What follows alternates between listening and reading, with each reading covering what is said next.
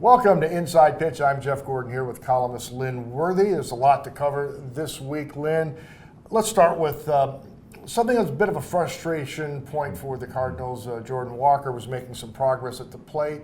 Things were heading in the right direction. Now we're in a little bit of a lull with him again. You're trying to get him to the end of the season in a good place so he can go into the offseason and you know what you have. But that looks like it's going to be challenging to get through these next few weeks with him.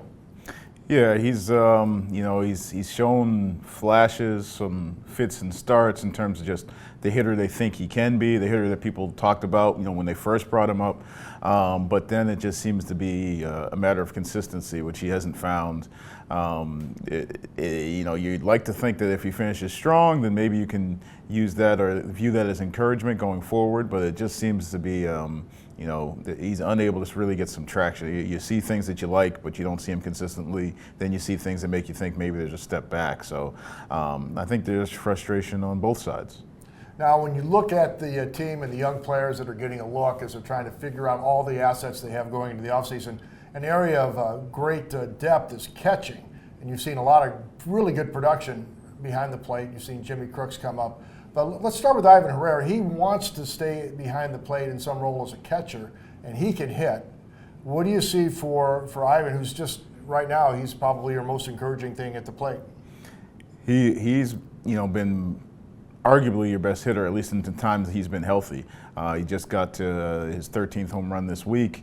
And he's a guy who, in my opinion at least, he's not just a power guy, he's a hitter. He's a true hitter. He hits all types of pitches. He can hit for average. We were talking about it earlier, and you think about a guy like Nolan Gorman, who's more that three true outcomes where he's gonna strike out, he's gonna walk, and he's gonna hit a bomb.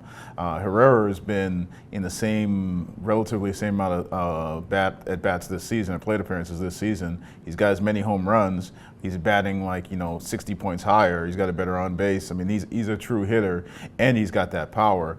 I'm just not sure that he's a catcher. And to hear him talk about the other day, he is going into this offseason planning to continue to be a catcher. And the organization hasn't closed the door on that yet, but at the same time, like you mentioned, we've seen Crooks, we've seen Pages, we've seen Pozo, and Herrera's bat means he needs to be in there somewhere, but they've got a lot of different catchers, at least in the mix. Yeah, Pedro Pages, much more competitive at the plate recently, does a nice job with the pitchers. He's been a really good cultural fit, but he does have to produce to ward off this competition that's coming because they do have guys they like in the minors who are good prospects. At some point, they are going to need production from that spot. If Herrera can't do it behind the plate, Pedro's got to hold off the other guys. Yeah, he's got to hold off the other guys. They really like what he does defensively.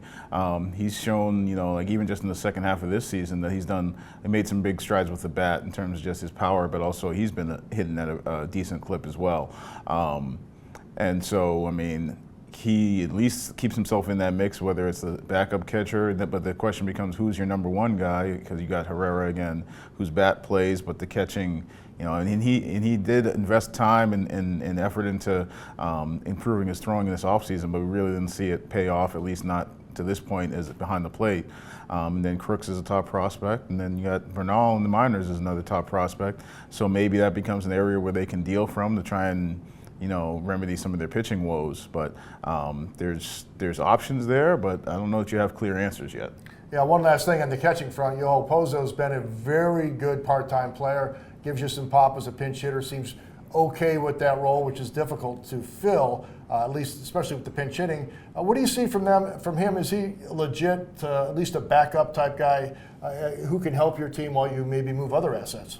He's a guy that, at least with his bat, with the fact that he can play that position, he's an option. He gives you a little bit of flexibility is the way that I'd look at it. I don't think he's a guy that you plug in and say you're going to build plans around him, but I think he helps you sort through the rest of the things because you have at least another option. So you're not going to have a hole that you're going to have to say, okay, how do we fill this? Because you already have that hole filled. Now, one last thing to hit with Lynn Worthy. The pitching is going to be tough to get to the finish line with what they have, so fans naturally are asking, Lynn and myself and Derek and Daniel, why not Quinn Matthews? Well, he's finished the year better at AAA. There's still work being done there as he came back from a shoulder problem, got his mechanics in order, got his control better. Still a work in progress. You're advising people just to simmer down on Quinn, and he's too important to mess up this year. Yeah, I mean, first of all, from a logistical standpoint, like you don't have to put him on the roster, so you're saving yourself some roster flexibility, at least for Heim and his front office when he goes into the offseason. But then, even if you set that aside, he jumped 4 levels last season, minor league pitcher of the year from Baseball America, all that stuff, which is great. But then this year, he hit the speed bump, he hit an injury.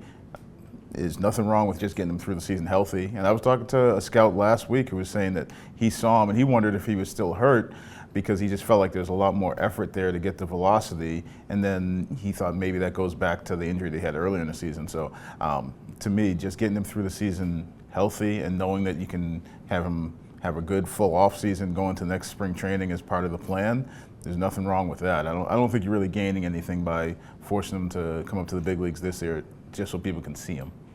That's Lynn Worthy. I'm Jeff Gordon. We want to thank you for stopping by to watch Inside Pitch. A reminder that there's so much cool stuff over here on STLtoday.com, the digital edition of the St. Louis Post-Dispatch. Keep coming back and visiting. Support local journalism. Until next time, for Lynn Worthy, I'm Jeff Gordon. See you later.